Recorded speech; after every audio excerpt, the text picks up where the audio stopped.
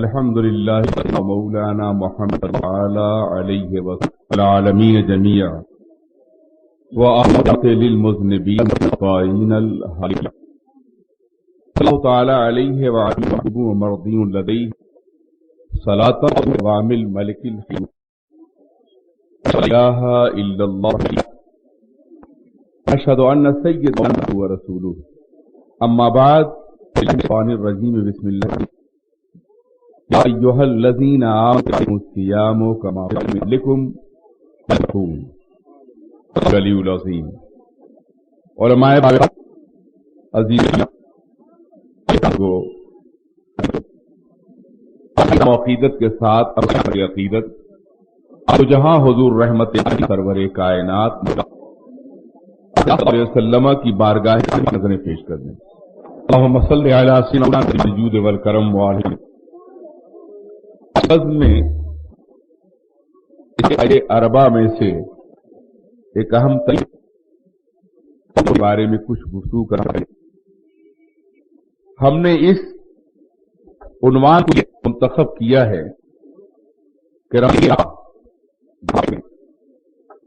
روزہ دار علاقہ ہو پر ہجوم بہت پر روزہ ہوتی ہیں. ہر عبادت کرنے والے عبادت اور میچ کھیلتے ہیں اور مختلف کھیل خریداری کا وہ مظاہرہ کرتے ہیں کہ لوگ سمجھتے ہوں کہ یہ بھی کوئی ثواب ہے. تو کیا یہ ضروری نہیں ہے کہ آج میں یہ بتا دوں کہ اس میں ثواب کا کام کتنا ہے اور ثواب سے محرومی کا کام کتنا ہے؟ سب سے پہلے بات تو آپ یہ ذہن نشین فرما لیں کہ روزہ ایک بڑی اہم عبادت ہے اور اسلام کی دوسری تمام عبادات کی طرح سے روزے کے کچھ اخلاقی پہلو بھی ہیں. روزے کو اس وجہ نظر سے، اس نقطۂ نظر سے کم دیکھنے کی کوشش کی گئی ہے کہ روزے کے انسانی، اخلاقی، معاشی اور تمدنی فوائد کیا ہیں. رمضان کا مہینہ آتا ہے، لوگ صبح سے شام تک بھوکے رہتے ہیں، مساجد میں نمازیوں کی کثرت ہو جاتی ہے، روحانیت کی ایک فصل بہار محسوس ہوتی ہے. لیکن رمضان پاک گزر جانے کے بعد زندگی میں کوئی محسوس انقلاب نمودار نہیں ہوتا، جبکہ رمضان کا یہ مہینہ دراصل پوری زندگی کے لیے اسپرچول ٹریننگ یا روحانی تربیت کا مہینہ ہے، جس میں ہمیں یہ بتایا جاتا ہے کہ ہم ایک مومن کی طرح زندگی کیسے گزاریں. یہی وجہ ہے قرآن عظیم ارشاد فرماتا ہے کہ یا ایھا الذین آمنوا کتب علیکم الصیام کما کتب علی الذین من قبلکم لعلکم تتقون. اے ایمان والو، تمہارے اوپر روزہ اسی طرح فرض کیا گیا ہے جیسے دوسری اقوام پر فرض کیا گیا تھا، تاکہ تم متقی اور پرہیزگار بن جاؤ. اور یہ لفظ متقی جو ہے نا، یہ اسلام کا کوئی ایک انفرادی حصہ نہیں ہے، مسلمان کی کوئی ایک صفت نہیں ہے، بلکہ لفظ متقی، تقوی جو ہے وہ انسان کی پوری زندگی کا نام ہے جو بحیثیت مومن گزار رہا ہو. یہی وجہ ہے کہ کرامت انسانی کے باب میں اسی کو زیادہ مکرم قرار دیا گیا ہے جو صاحب تقوی ہو. قرآن عظیم ارشاد فرماتا ہے ان اکرمکم عند اللہ اتقاکم، تم میں سب سے زیادہ مکرم اور محترم وہ انسان ہے جو اللہ سے سب سے زیادہ ڈرنے والا ہے.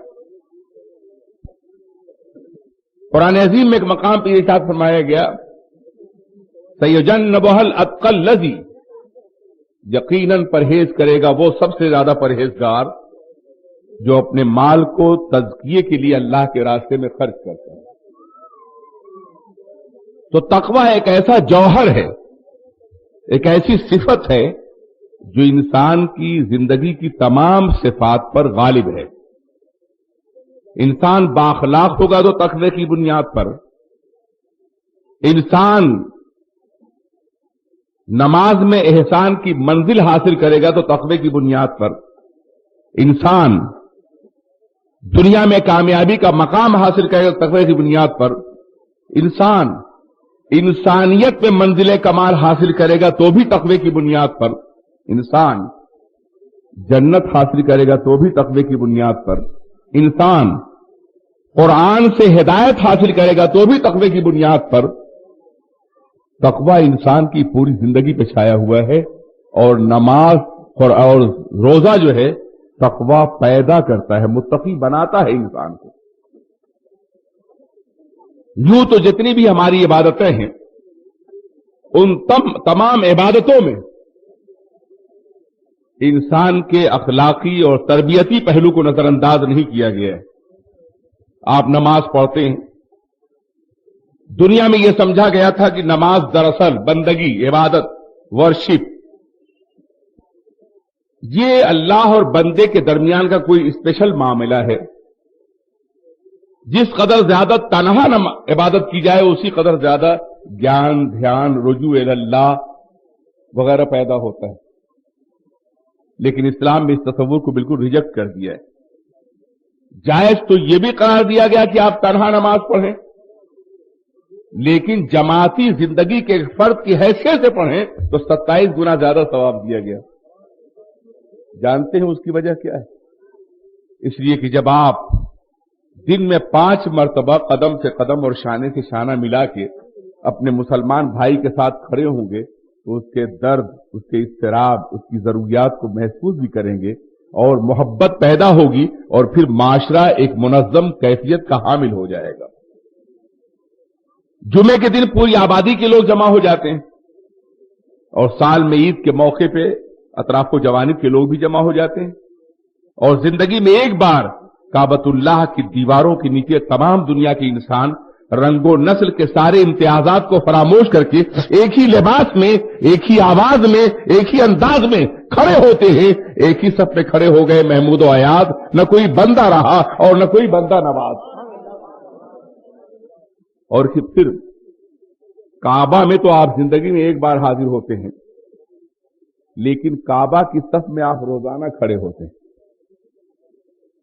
ہر روز دن میں 5 مرتبہ آپ کعبہ کے ارد گرد کھڑے ہوتے ہیں. آپ کی نماز کی شرط اولین ہے نا فیسنگ ٹورڈز دا کعبہ، کعبے کی طرف رخ کرنا، یہ شرط ہے نا، کنڈیشن ہے نا. اس کے بغیر تو آپ نماز نہیں پڑھ سکتے. تو جب آپ کعبے کی طرف رخ کرتے ہیں تو آپ خود سوچیں کہ آپ کہاں کھڑے ہیں. تھوڑی دیر کے لیے میری طرف توجہ دے. دیکھیے یہ کعبہ ہے کائنات کے وسط میں، زمین کے بیچ میں اللہ نے اپنے مقدس گھر کو بنوایا ہے اپنے بندوں سے. یہ کعبہ ہے جس کے اوپر مقام محمود ہے، فرشتوں کا کعبہ ہے، اور ٹھیک اس کے اوپر عرش عظیم ہے جو اللہ کے جلووں کا مظہر ہے. اسی کے نیچے بندے طواف کر رہے ہوتے ہیں، اللہ کی عبادت کر رہے ہوتے ہیں. یہ کعبہ ہے جس کے چاروں طرف پہلی جماعت کھڑی ہوتی ہے تو ایک سرکل بنتا ہے، ایک دائرہ بنتا ہے کعبہ کے چاروں طرف. جب دوسری جماعت کھڑی ہوتی ہے دوسرا دائرہ بنتا ہے، اور جب تیسری جماعت کھڑی تیسرا دائرہ بنتا ہے، اور جب چوتھی جماعت کھڑی چوتھا دائرہ بنتا ہے. پھر وہ دائرہ کعبے سے باہر آ جاتا ہے مکے شہر میں، اور پھر مکے شہر میں وہ سارا دائرہ بنتا چلا جاتا ہے، پھر شہر سے باہر آ جاتا ہے، پھر وہی دائرہ صحراؤں میں پھیل جاتا ہے، اور پھر وہی دائرہ پوری کائنات میں پھیل جاتا ہے. ہم جہاں بھی کھڑے ہیں اسی دائرے کا حصہ ہے، اسی کعبہ کے گرد کھڑے ہوئے ہیں، اسی جماعت کا حصہ ہے. ہم کہیں بھی کھڑے ہوں، ہم کعبہ کے ساتھ ہی، کعبہ کی گرد ہی کھڑے ہیں. مشرق میں کھڑے ہوں، مغرب میں کھڑے ہوں. آپ چاہیں تو ایک گلوب کا نقشہ لے لیجئے، گلوبل اسکیچ لے لیجئے، اور وہاں کعبہ کو نشان ڈال کر کے اور وہاں سے آپ دائرہ کھینچتے جائیے. پہلا دائرہ، دوسرا دائرہ، تیسرا دائرہ، چوتھا دائرہ، اور آپ بامبے میں کھڑے ہیں تو بھی کہیں کعبہ کے پاس ہی کھڑے ہیں. ہماری نماز ہمارے اندر کتنی مرکزیت پیدا کرتی ہے، کتنی جامعیت پیدا کرتی ہے، کتنا حسین اجتماع پیدا کرتی ہے، اور کتنا عظیم نظام اجتماع پیدا کرتی ہے، اس کا جواب دنیا کے کسی نظام عبادت میں نہیں۔ عزیزان ملت اسلامیہ، اسے پھیلایا جائے تو ایک وسیع مضمون بن سکتا ہے ہماری گفتگو کا۔ یہی حال زکوٰۃ کا ہے۔ دنیا کی تمام قومیں اس بات کی کوشش کرتی ہیں کہ سرمایہ کسی ایک مقام پر منجمد نہ ہونے پائے۔ سرمایہ بہتے ہوئے پانی کی طرح سے ہے، اگر بہتے ہوئے پانی کو کسی گڈھے میں آپ جمع کر دیں تو پڑ جائے گا، بدبو اٹھے گی، تعفن پیدا ہوگا، بیماریاں جنم لے گی، رہنا ناممکن ہو جائے گا۔ لیکن سرمایہ پانی کو اگر آپ بہاؤ دیجئے تو پانی شفاف ہوگا، حیات بخش ہوگا، زندگی بخشنے والا ہوگا، طیب و طاہر ہوگا، پاک ہوگا اور مطہر ہوگا۔ اس پانی سے آپ وضو بھی کر سکیں گے اور غسل بھی کر سکیں گے۔ وہ پانی نہ سڑے گا، نہ سڑاہٹ پیدا کرے گا، اور نہ آبادی میں باضابطہ بیماریاں پھیلائے گا۔ پتہ چلا بہتا ہوا پانی حیات بخش ہوتا ہے اور جمع ہوا پانی بیماریاں پیدا کرتا ہے۔ یہی حال دولت کا ہے۔ دولت اگر گھروں سے، مٹھیوں سے، خزانوں سے، تجوریوں سے نکال کر کے مارکیٹ میں لائی جائے تو بازار کا وقار بڑھتا ہے، سہولتیں ملتی ہیں زندگی کی، حسن بنتا ہے بازار کا، انسان اپنی تمام ضروریات کو حاصل کرتا ہے۔ لیکن وہی سرمایہ اگر تجوریوں میں سڑا دیا جائے تو بازار کا ساتھ بازاری کا شکار ہوتا ہے، ضروریات میسر نہیں آتی ہیں، انفلیشن بڑھتا چلا جاتا ہے اور سرمایہ کی قیمت گھٹ جاتی ہے۔ ہوتا ہے یا نہیں ہوتا ہے؟ میرے عزیزوں، دنیا کی تمام قوموں نے اس کے لیے مختلف طریقے اختیار کیے، کسی طرح سے لوگ سرمایہ اپنے ہاتھوں میں نہ رکھیں بلکہ بازار میں گردش کریں، اور اس کے لیے بینکنگ کا نظام ہوا اور دوسرے نظام ہوئے، اور آج کل تو اس قدر بھیانک نظام ہے کہ آپ اپنے گھر میں بیٹھے ہیں، فیکس اور فیگر کے ذریعے سے، کریڈٹ کارڈ کے ذریعے سے آپ کا سرمایہ دوسروں کے ہاتھوں میں منتقل ہوتا رہا ہے اور ہوتا جائے گا۔ دنیا نے مختلف طریقے اختیار کیے کہ سرمایہ گھر میں نہ رہے، بازار میں آئے۔ اسلام نے زکوٰۃ کا ایک بہت ہی غیر محسوس طریقہ عطا فرمایا کہ ہر مسلمان اپنی آمدنی کے محفوظ سرمایہ کا، سیونگ کا 2.5%، 2.5% زکوٰۃ نکالے۔ اب دو ہی راستے ہیں، یا تو مسلمان اپنے پورے سرمایہ کو بازار میں لے آئے، یا ہر سال 2.5% زکوٰۃ نکالتے نکالتے 50 سال میں اس کا کل سرمایہ اس کی جیب سے نکل کے غریبوں کے گھر میں پہنچ جائے گا۔ سرمایہ کے بہاؤ کے لیے کتنا حسین انتظام ہے۔ اسی طرح سے آپ ذرا سوچیں، نماز ہے، زکوٰۃ ہے، حج کا یہ عالم ہے کہ دنیا نے آج تک کوئی ایسا مقام متعین نہیں کیا، نہ کسی مذہب نے، نہ کسی سیاست نے، نہ کسی اقتدار نے، جہاں رنگ و نسل کے سارے امتیازات فراموش کر کے لوگ کسی ایک مقصد وحید کے لیے جمع ہو جائیں۔ وہ صرف کعبہ مقدسہ ہے جہاں حج کے موقع پر تمام دنیا کے انسان جمع ہوتے ہیں اور اس بات کا ثبوت دیتے ہیں کہ ہم کلمے کی بنیاد پر متحد اور منظم ہیں۔ روزہ دراصل انسانی اخلاق و کردار کی تربیت کا وہ عظیم منصوبہ ہے مشیت کی طرف سے کہ انسان زندگی میں ایک رمضان، صرف ایک رمضان اگر صحیح طور پہ روزہ رکھ لے تو زندگی میں کبھی اس کا قدم نہ بھٹکے۔ اس قدر گہرے اثرات مرتب کرتا ہے زندگی پر،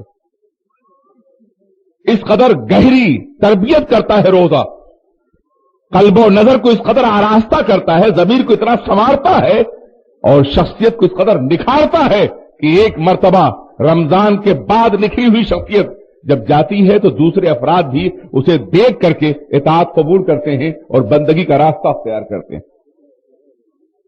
روزہ کوئی صرف ایک رسم نہیں ہے کہ آپ رمضان کا زمانہ آئے اور بھوکے رہیں اور بس بات ختم ہو گئی۔ روزے میں انسان کس طرح تربیت حاصل کرتا ہے؟ سب سے پہلی بات تو یہ قرآن عظیم ارشاد فرماتا ہے شہر رمضان الذی انزل فیہ القرآن، رمضان کا مہینہ وہ ہے جس میں اللہ نے قرآن نازل فرمایا. تو پتہ یہ چلا کہ رمضان کا مہینہ روزہ رکھنے کے لیے بھی ہے اور نزول قرآن کی سالگرہ منانے کے لیے بھی ہے. اللہ تبارک و تعالیٰ نے جس مہینے میں رمضان نازل فرمایا اس مہینے میں روحانی تزکیے کا یہ اہتمام کیا کہ روزہ بھی رکھو اور میری مقدس کتاب بھی پڑھو، تاکہ جس مہینے میں قرآن نازل کیا گیا ہے اس مہینے میں قرآن زیادہ پڑھا جائے، زیادہ سنا جائے، زیادہ یاد کیا جائے اور نفوس میں زیادہ اثرات مرتب ہو. یہ ایک لاشعوری اہتمام ہے جو مشیت نے کر دیا کہ مہینہ رمضان کا وہ جس میں قرآن نازل ہوا ہے. جب آپ کوئی دستور بناتے ہیں، کوئی ضابطہ بناتے ہیں اور اس دستور اور ضابطے کا دن آتا ہے تو آپ کوشش کرتے ہیں کہ عہد کریں کہ ہم اس دستور کے ساتھ وفادار رہیں گے. دنیا کی ہر قوم یہ کرتی ہے، ایک یوم دستور مناتی ہے اور جب وہ دستور کا زمانہ آتا ہے دستور کی بعض دفعات سنائی جاتی ہے اور پھر دستور سننے والے شہری حکمراں ارباب اقتدار یہ سب وعدہ کرتے ہیں کہ ہم اپنے ملک کے اس دستور کے وفادار رہیں گے. اسے یوم دستور کے نام سے یاد کیا جاتا ہے، کہیں یوم میثاق کے نام سے یاد کیا جاتا ہے، کہیں قراردادوں کے نام سے یاد کیا جاتا ہے، یوم قرارداد کے نام سے یاد کیا جاتا ہے. تو ایک قانون آپ بناتے ہیں تو سال میں ایک مرتبہ جمع ہو کر کے اس قانون سے وفاداری کا عہد کرتے ہیں. ایک قانون آج سے اللہ نے 1400 سال پہلے نازل فرمایا. اس زمانے میں دستوروں کے دن منانے کا طریقہ موجود نہیں تھا، مگر مشیت نے رمضان کا مہینہ دے دیا کہ ہر مہینے میں پورا قرآن عظیم سن کر کے وفاداری کا وعدہ کریں اور زندگی کو اس کے ساتھ میں ڈھالیں.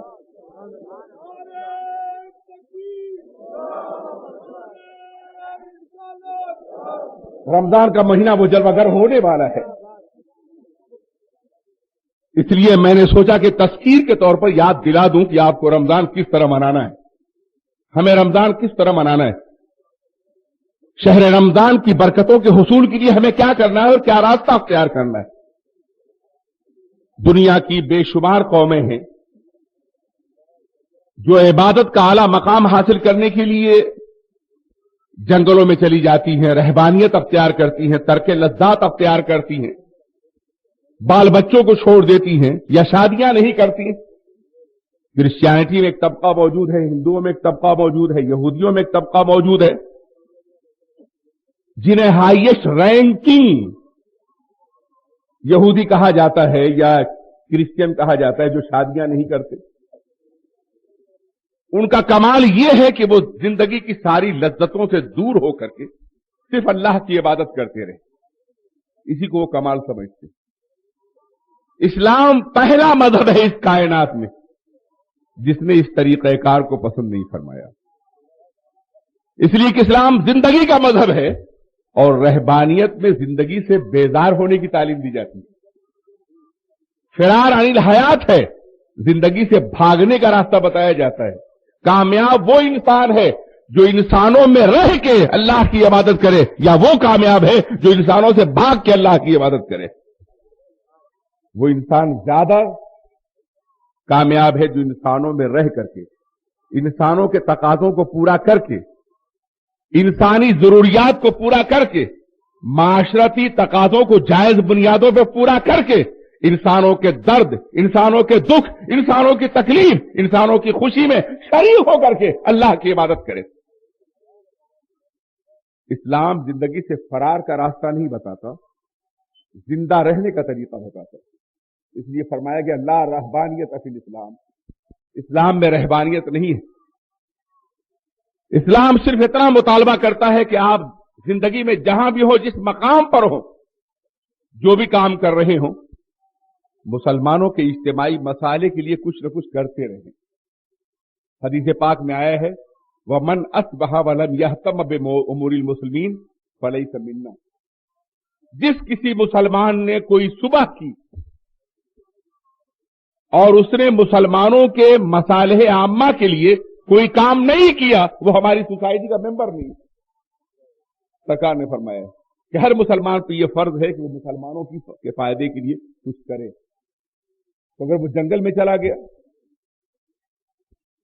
اس نے زندگی سے فرار اختیار کر لیا, تو وہ کچھ بھی نہیں کر سکتا. اس لیے اسلام میں بہترین طریقہ عبادت یہ ہے کہ آپ خلوت در جلوت کا ماحول پیدا کریں.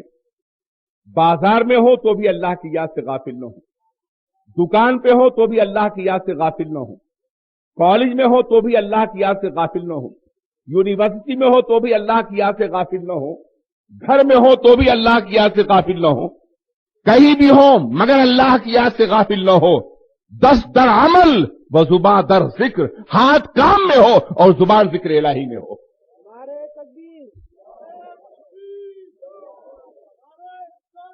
یہ سب سے اعلیٰ طریقہ عبادت ہے.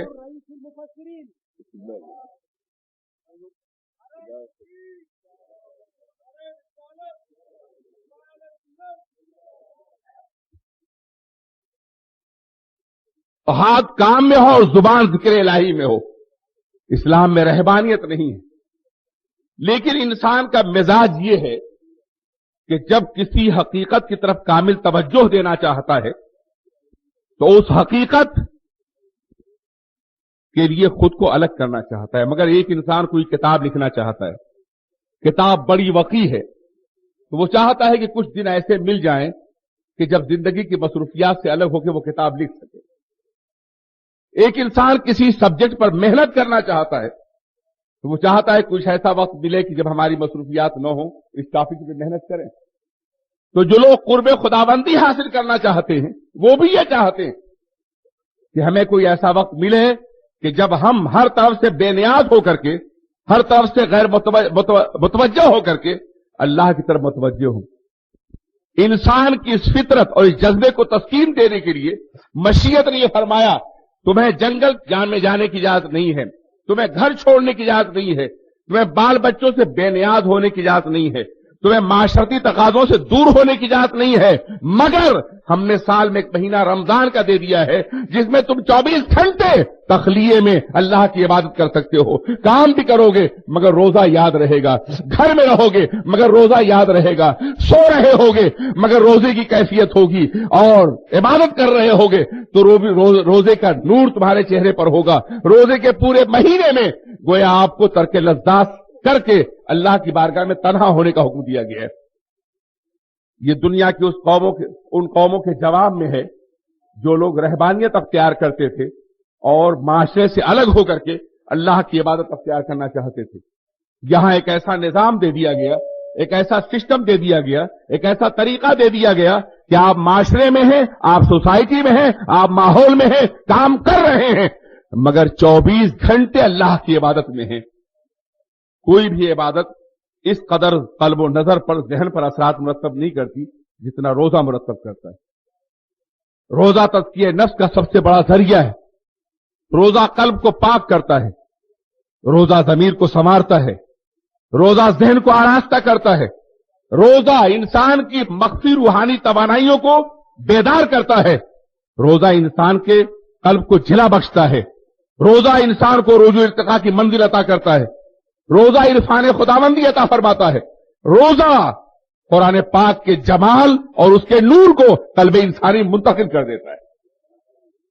آپ ذرا سوچیں, اللہ کی مقدس کتاب یہ فرماتی ہے کہ یہ روزہ تم پر اس طرح فرض کیا گیا جیسے تم سے پہلی قوموں میں بھی فرض کیا گیا تھا تاکہ تم پرہیزگار بن جاؤ.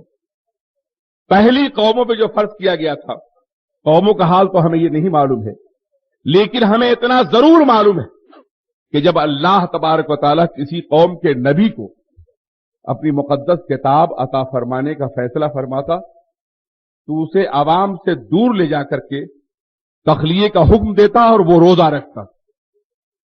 جناب موسیٰ علیہ السلام کو جب کتاب دینے کا فیصلہ کیا گیا تو حکم دیا گیا کہ 40 روز تک اپنی آبادی سے دور طور سینا پر جا کر کے اللہ کی عبادت کریں اور روزہ رکھیں. پتہ چلا روزہ اور قرآن, روزہ اور کلام الہی میں بڑی گہری مناسبت ہے کہ جب کتاب عطا فرمانے کا فیصلہ کیا گیا تو روزہ رکھوایا گیا.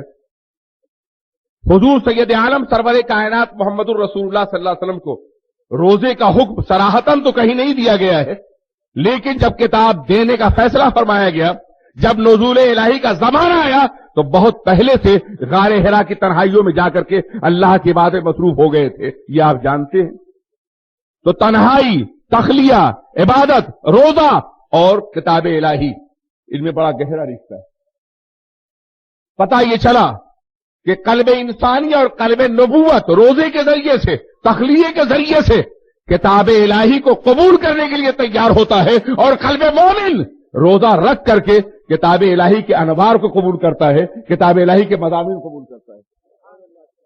अब नुज़ूल वही का जमाना तो नहीं कि कोई किसी कल्ब पर वही नाजिल हो, लेकिन अनवार इलाही तो आज भी नाजिल हो रहे हैं। कुरान पाक के मज़ामीन का नुज़ूल तो आज भी हो रहा है। कुरान पाक के मफाहिम तो आज भी कल्ब इंसानी पे उतर रहे हैं। इसलिए रोजा रखना कुरान पाक के अनवार के हासिल करने का एक अजीम जरिया है। एक रोजादार इंसान कुरान पाक से जितना इस्तेफादा कर सकता है रोजे के जमाने में, और दिनों में नहीं कर सकता। पेट खाली है, नफ्स शहवतों से दूर है, तबीयत में रऊनत नहीं है, अल्लाह की इबादत का जज्बा है, खशियत की कैफियत कल्ब पे तारी है, और कलाम इलाही है जो कल्ब को अनवार से भर रहा है, कल्ब को नूर इलाही से भर रहा है।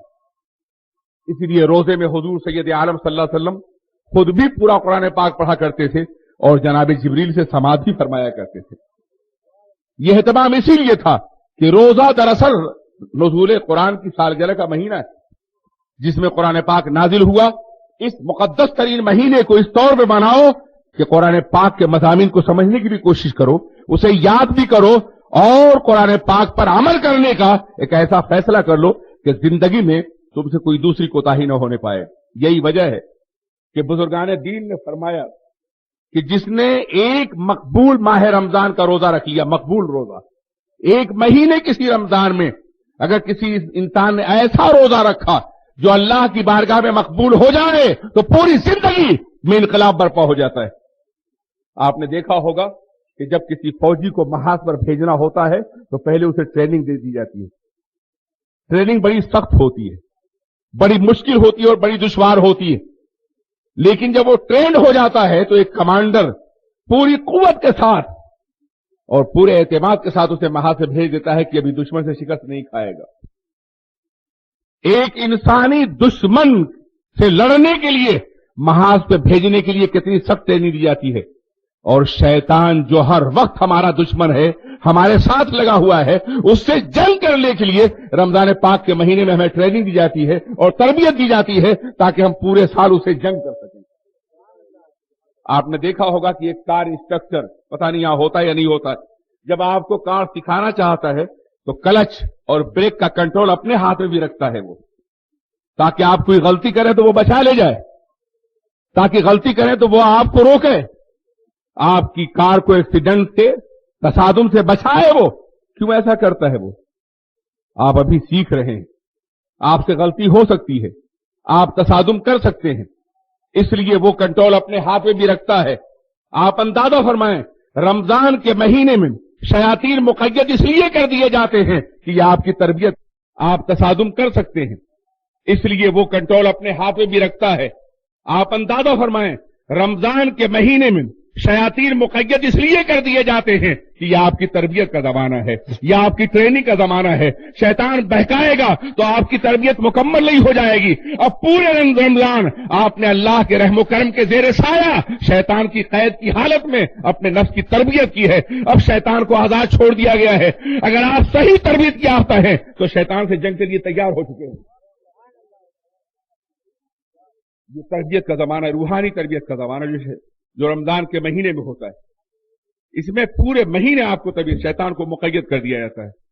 लेकिन शैतान को मुक़य्यद किया जाता है मगर नफ्स का शैतान तो आजाद रहता है। बाद हालात गालिब रमजान में शराब पी रहे थे दरवाजा बंद करके, उनके एक दोस्त ने दरवाजा खोला तो जामे शराब चल रहा है। पूछा, गालिब तुम बड़े अजीब आदमी हो, सुना है शैतान मुक़य्यद कर दिया जाता है, बंद कर दिया जाता है रमजान में, तुम शराब पी रहे हो? तो कहा, इसलिए तो बंद होके पी रहा हूं।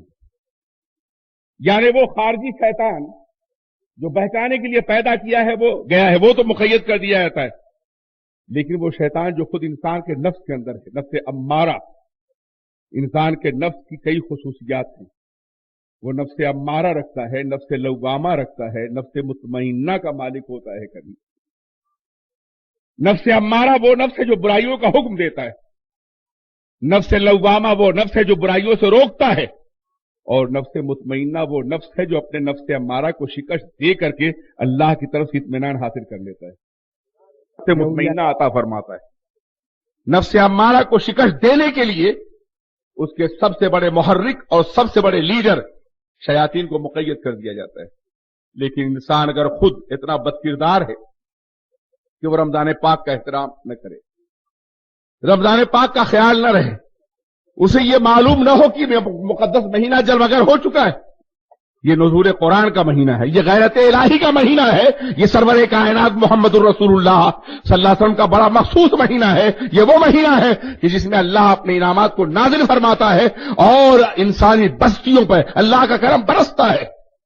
اس سے بے نیاز ہو کے اگر وہ رمضان کی بے حرمتی کرتا ہے تو اسی قدر زیادہ اللہ کی رحمت سے دور بھی کر دیا جاتا ہے، اتنا دور کر دیا جاتا ہے کہ ممکن ہے جس طرح سے ایک رمضان کی عزت کرنے والا، ایک رمضان کا احترام کرنے والا، ماہ رمضان کا، شہر رمضان کا احترام کرنے والا زندگی بھر اللہ کی نعمتوں کا حقدار بنا دیا جاتا ہے، اسی طرح سے ایک رمضان کی بے حرمتی کرنے والا زندگی بھر کے لیے ملعون بھی قرار دیا جا سکتا ہے۔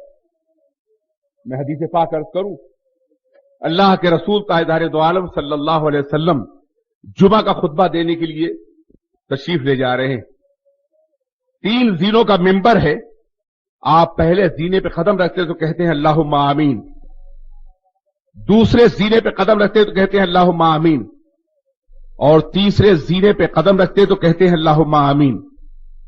صحابہ کو بڑی حیرت ہوئی کہ کوئی دعا کرنے والا نہیں ہے اور سرکار آمین فرما رہے ہیں۔ بعد میں صحابہ نے عرض کیا رسول اللہ آج آپ نے 3 مرتبہ آمین فرمایا، کہا ہاں،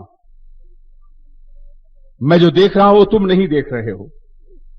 میں نے پہلے زینے پہ قدم رکھا تو جبریل آیا اور کہا یا رسول اللہ جس کے ماں باپ بوڑھے ہوں وہ اپنے ماں باپ کی خدمت نہ کرے، وہ اللہ کی رحمت سے دور ہو جائے۔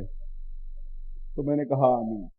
ترتیب میں فرق ہو سکتا ہے، جس دوسرے زینے پہ قدم رکھا تو جبریل نے کہا اور جس کے سامنے آپ کا نام لیا جائے اور وہ آپ پر درود نہ پڑھے صلی اللہ علیہ وسلم، وہ اللہ کی رحمت سے دور ہو جائے۔ تو میں نے کہا آمین۔ اور جب میں نے تیسرے زینے پہ قدم رکھا تو جبریل نے کہا یا رسول اللہ اور جس کو رمضان کا مہینہ ملے اور روزہ نہ رکھے وہ بھی اللہ کی رحمت سے دور ہو جائے۔ تو میں نے کہا اللہم آمین۔ تو اللہ کی رحمت سے دور ہونے ہی کا نام لعنت ہے نا۔ تو آپ اندازہ فرمائیں کہ یہ مقام دعا کس قدر اہتمام سے منتخب کیا گیا ہے۔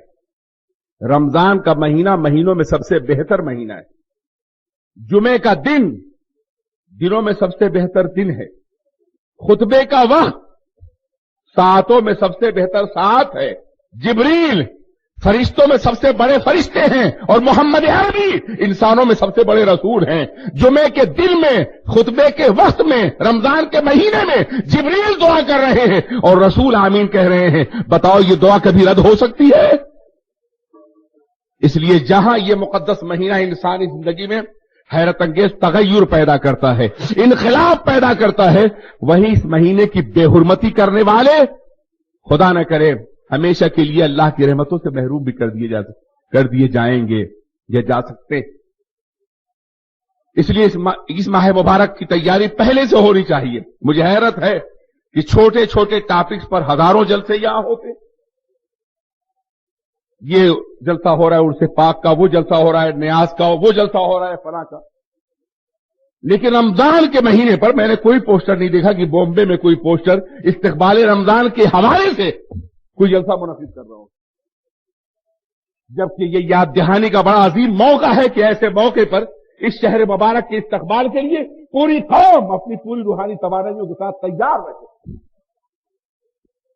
لیکن ہم نے کوئی جلسہ ہوتے ہوئے نہیں دیکھا۔ اس لیے میں نے اسے ممکن ہوتا ہو، میں تو چند دنوں کے لیے آتا ہوں، اس لیے میں نے بتایا کہ رمضان کے آنے سے پہلے ہمیں ذہنی طور پہ تیار ہونا چاہیے. اللہ کے رسول تاجدار دو عالم رجب اور شعبان ہی سے رمضان کی تیاری شروع فرما دیتے ہیں، ماہ رمضان کی.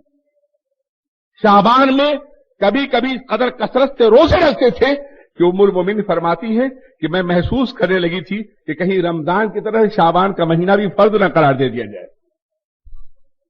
یہ اس ماہ مبارک کی تیاری کا اہتمام تھا، اس لیے کہ یہ ماہ مبارک قرآن پاک کے نزول کا مہینہ ہے، قرآن پاک کے انوار کا مہینہ ہے، اور قرآن پاک کے ذریعے سے زندگی میں انقلاب برپا کرنے کا مہینہ ہے.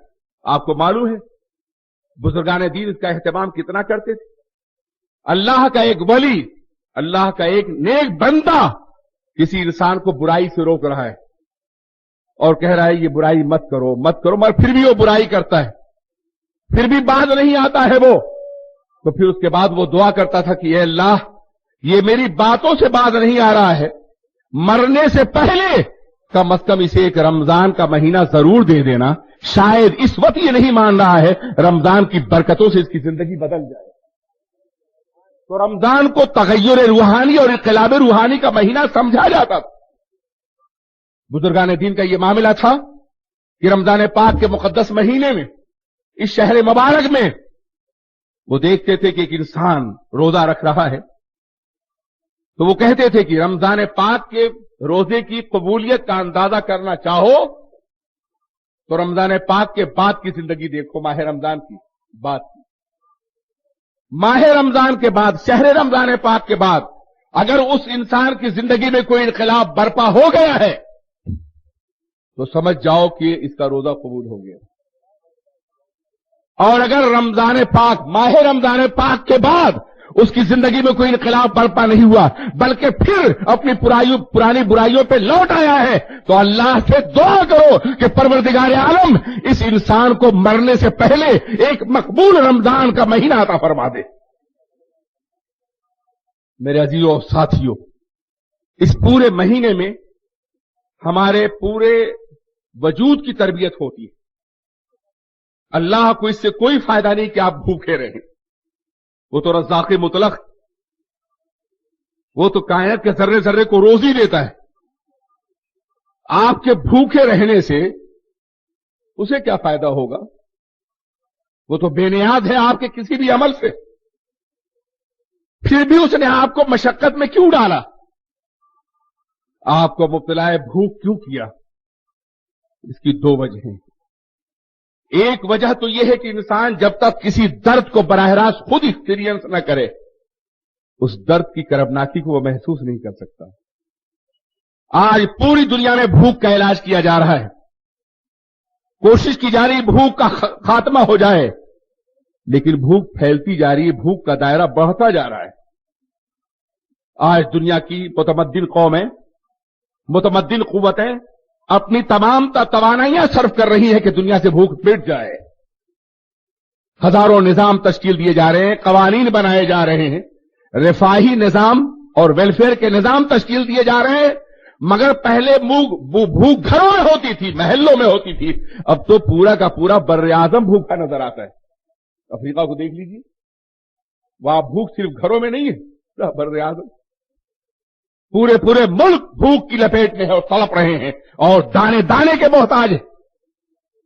آج جب ایک لقمہ ضائع ہوتا ہے تو ضمیر کہتا ہے کاش یہ ضائع ہونے والا لقمہ ایتھوپیا کے کسی غریب بچے کے حلق تک پہنچ جاتا. آج ہم عیاشیاں کرتے ہیں، اپنا سرمایہ ضائع کرتے ہیں، برائیاں کرتے ہیں تو ہمیں ایک لمحے کے لیے بھی خیال نہیں آتا کہ حبشہ وہ ملک ہے کہ جو سب سے پہلا مزیف ہے اسلام کا، سب سے پہلا میزبان ہے مسلمانوں کا.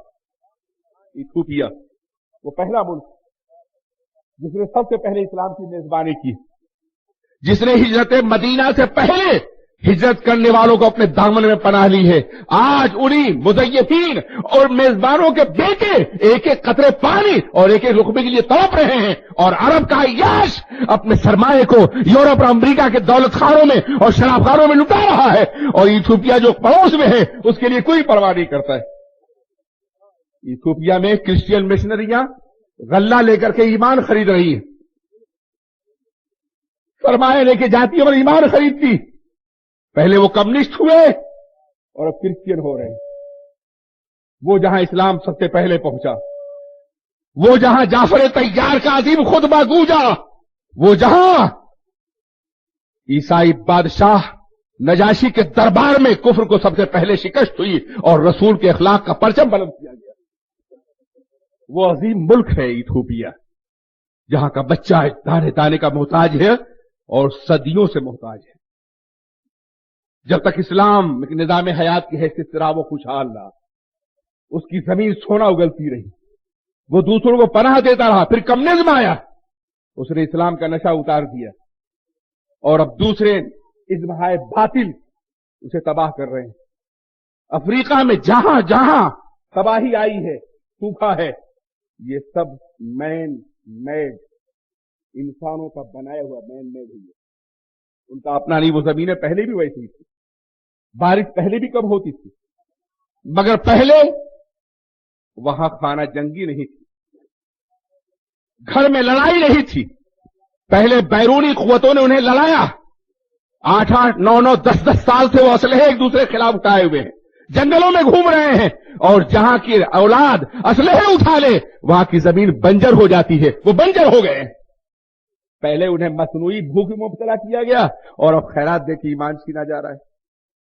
اور عرب کا عیاش اپنی دولت امریکہ اور سوئٹزرلینڈ اور برطانیہ کے یہودی بینکوں میں جمع کر کے انہیں فائدہ پہنچا رہا ہے اور شراب خانے اور زنا کے اڈے خرید رہا ہے. ابھی کچھ دنوں پہلے برطانیہ میں یہ ہوا تھا کہ لندن کا زو بند کر دیا گیا، چڑیا گھر،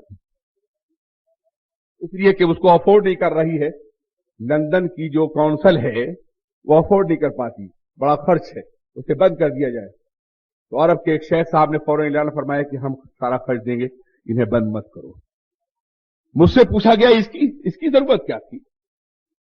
یعنی عرب کے اس شیخ صاحب نے یہ کروڑوں ڈالر لندن کے بندروں پہ خرچ کرنے کا فیصلہ کیوں کیا؟ میں نے کہا افسوس کرنے کی بات نہیں ہے، ہر قوم اپنی برادری کا خیال رکھتی ہے، ان کو بھی ذرا احساس ہو گیا ہوگا. میرے عزیزوں اور دوستوں، جہاں ہماری بچیوں کے سروں پر چادر نہیں ہے، ان کی عزتیں سلب کی جا رہی ہے دنیا کے مختلف گوشوں میں، جہاں بوسینیا کے بچے جو اسی زمانے میں وہی دور تھا کہ ایک ایک دانے کے محتاج تھے، وہیں عرب کے شیوخ جو ہے چڑیا گھر بچا رہے ہیں اور رقم اس لیے وقف کر رہے ہیں کہ بعض دریاؤں کے کنارے جو مچھلیاں خوبصورت ہیں ان کو اتنے زمانے تک باضابطہ غذا فراہم کی جائے. یہ بے ضمیری کا عالم ہے. آج یہ جو نیا منصوبہ ہے کرسچینٹی کا کہ 20ویں صدی میں 21ویں صدی میں پورے مسلم افریقہ کو کرسچین افریقہ میں بدلنا ہے، اس کے لیے انہوں نے 2 نقشے تیار کیے. ایک نقشہ تو یہ ہے کہ جن جن ملکوں میں کرسچین بس رہے ہیں ان کرسچین کو بغاوت سے آمادہ کیا جائے اور ملک کو تقسیم کر دیا جائے. سوڈان میں یہی ہو رہا ہے اور دوسرے مقامات پہ یہی ہو رہا ہے. انڈونیشیا میں، ملیشیا میں یہی ہو چکا ہے، علیحدہ مملکت بنا دی گئی، وہاں بھی یہی ہو رہا ہے. اور دوسرا طریقہ یہ ہے کہ انہیں خانہ جنگی مبتلا کر کے بھوک پیدا کی جائے اور پھر غلے اور دولت کے بدلے میں ان کا ایمان سلب کر لیا جائے. تو میں یہ عرض کرنا چاہتا ہوں، آج پوری دنیا یہ کوشش کر رہی ہے کہ بھوک مٹائی جائے، بھوک مٹ جائے، لیکن بھوک مٹ نہیں رہی ہے، بھوک پھیلتی جا رہی ہے.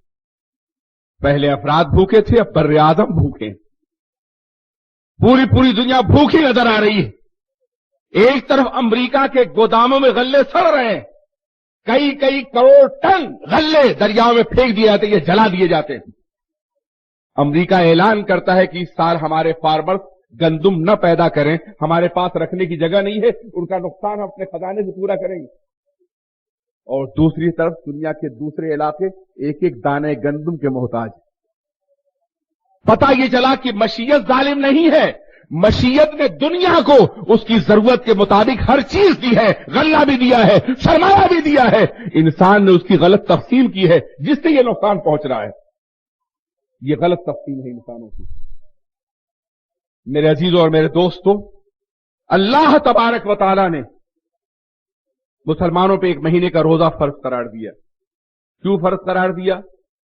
اس لیے کہ بھوک کا علاج وہ کر رہے ہیں جنہیں خود معلوم نہیں کہ بھوک کیا ہے، مگر رمضان کے مہینے میں غریب بھی بھوکا رہے، سرمایہ دار بھی بھوکا رہے، مزدور بھی بھوکا رہے، مالی بھی بھوکا رہے، عوام بھی بھوکی رہے، تاجدار بھی بھوکا رہے، تاکہ ایک مہینے کے اختیاری بھوک کی وجہ سے وہ جان سکے کہ کسی مجبور کی سال بھر کی اضطراری بھوک کا کیا عالم ہوتا ہوگا۔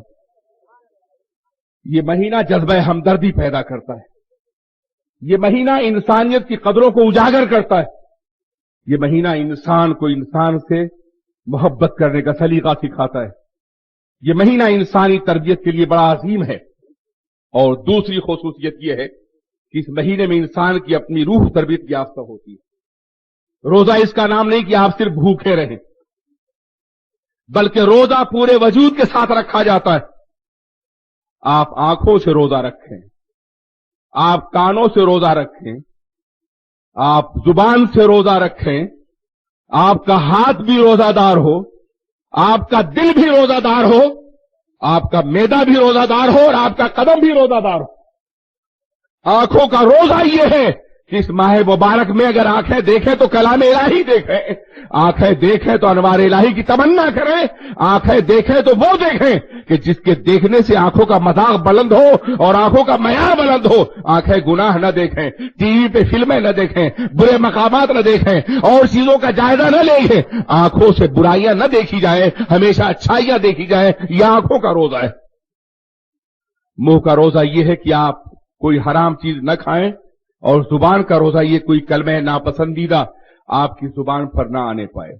بھوک میں غصہ بھی آ سکتا ہے، پریشانی بھی آ سکتی ہے، مگر چونکہ آپ کو ٹریننگ لینی ہے، اسی طرح سے بات کی زندگی گزارنی ہے، اس لیے اپنی زبان کو ہر برے لفظ اور ہر بری بات سے روکیں۔ ہاتھوں کا روزہ یہ ہے کہ آپ کے ہاتھ تعاون کے لیے اٹھیں مگر ظلم کے لیے اور زیادتی کے لیے نہ اٹھیں، اور پیروں کا روزہ یہ ہے کہ ممکن ہو تو مسجدوں کی طرف جائیں مگر برائی کے اڈوں کی طرف نہ جائیں۔ جب آپ پورے وجود کے ساتھ روزہ رکھیں گے اور پورے مہینے میں رکھیں گے تو انشاءاللہ ایک مہینے میں آپ کی روحانی تربیت ایسی ہو جائے گی کہ پورا سال آپ اللہ کی عبادت اور بندگی اور ایک مومن کے کردار کے ساتھ گزاریں گے۔ اس لیے اس مہینے کو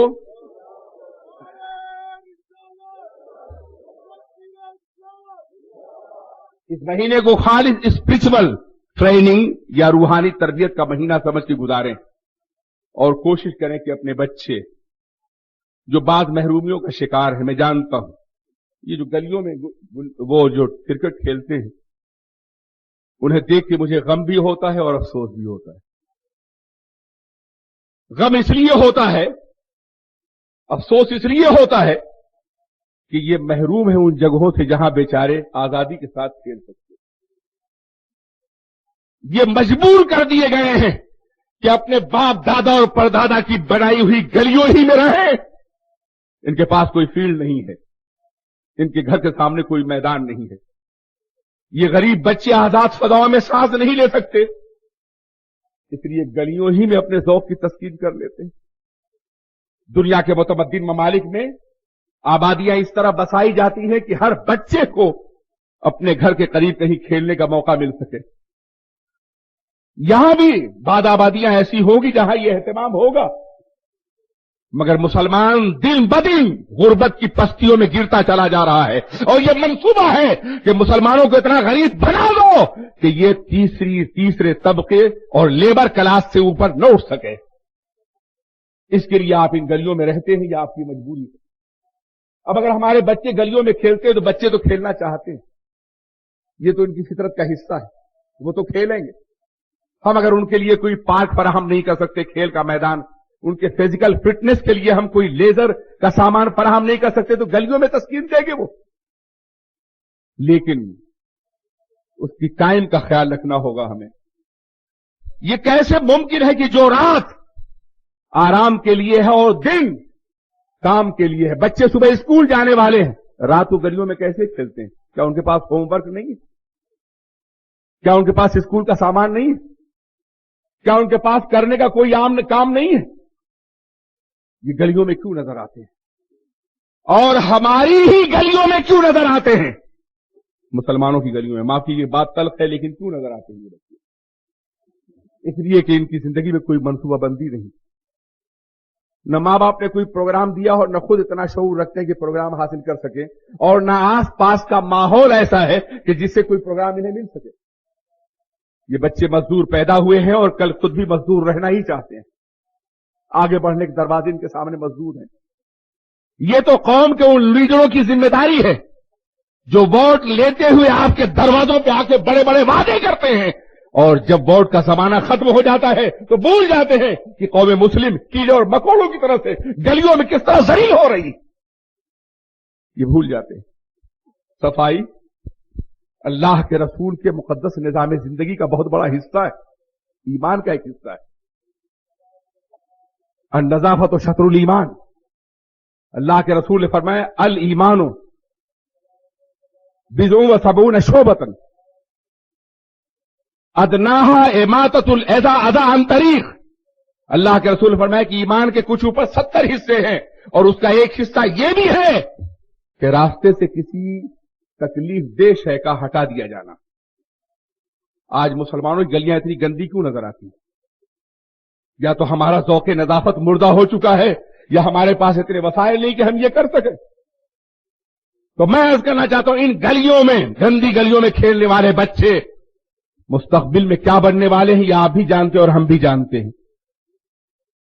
لیکن یہ کھیل اگر ہوتا بھی ہے ہم روک نہیں سکتے، تو اس کے لیے ٹائمنگ ہونی چاہیے، ان کے پڑھنے کا وقت ہونا چاہیے، ان کے سونے کا وقت ہونا چاہیے، کچھ وقت کھیلنے کا بھی دے دیا جائے۔ لیکن یہ رمضان کا پورا مہینہ پوری رات کیرم بورڈ کھیل کر کے اور کرکٹ کھیل کر کے کیا اپنی روح کے قطر کا اہتمام نہیں کر رہے ہیں؟ یہ سنا ہے ننھے ننھے بچے نہیں بلکہ بڑے بڑے لوگ بھی کھیلتے ہیں۔ ایک جشن کی سی کیفیت ہوتی ہے، شب بیداری اچھی بات، رمضان پاک کے مہینے میں روشنی کا بڑھا دینا اچھی بات ہے، لیکن خدا را اس کو عبادت میں گزارو، روح کی تربیت میں گزارو، قرآن پاک کی تلاوت میں گزارو، ذکر کی محفلوں میں گزارو، اللہ کے خوف میں گزارو، تقویٰ کے امپروومنٹ کرنے میں گزارو، تقویٰ کو باضابطہ اپنے ضمیر کے اندر جگو دو اور اللہ کی خشیت کو اپنے قلب کے اندر بٹھا لو۔ بچوں کو سختی سے مت منع کرنا، تقریر کا یہ مطلب نہیں کل سے آپ ڈنڈا لے کے کھڑے ہو جائیں، یہ غیر نفسیاتی طریقہ ہے۔ آپ بچوں کو سمجھائیں کہ بیٹے یہ رمضان کا مہینہ، چلو مسجد میں قرآن پاک کی تلاوت کرو، اللہ کی عبادت کرو، روزے کا خیال رکھو۔ اگر تم نے ٹی وی میں بیٹھ کر کے یا کیرم بورڈ کھیل کر کے تم نے روزے کا زمانہ گزار دیا تو ممکن ہے کہ پھر دوبارہ یہ روزہ میسر نہ آئے۔ قسم خدا کی، جب روزہ رخصت ہوتا ہے، رمضان پاک کا زمانہ آتا ہے تو مسرتوں کا اجالا ہے جو قلب پہ اترتا ہے، لیکن جب روزہ رخصت ہوتا ہے تو آنکھوں سے آنسو جاری ہو جاتے ہیں کہ اللہ پتہ نہیں اب یہ مقدس مہینہ پھر ملے گا یا نہیں ملے گا، اگر نہ ملنے والا ہو تو اے اللہ اس روزے کو ضرور قبول کر لینا۔ ماہ مبارک جب اگر ہونے والا ہے، اس کی عبادت کے لیے، اس کی پاکیزگی اور نظافت کے لیے خود کو تیار کر لیجئے، اور گلیوں میں کھیل اور تماشے کو بند کر کے عبادت کا ماحول پیدا کیجئے۔ اللہ ہم سب پہ اپنی رحمتیں اور برکتیں نازل فرمائے۔ وما علینا الا البلاغ۔ یہ پیشکش ہے رضا انٹرپرائزز کی۔ ہمارا پتہ ہے رضا انٹرپرائزز، دکان نمبر 3، چھوٹا سوناپور، نزد اکبر پیر بھائی کالج، مولانا شوکت علی روڈ، ممبئی نمبر 8۔ ٹیلی فون نمبر 23091629۔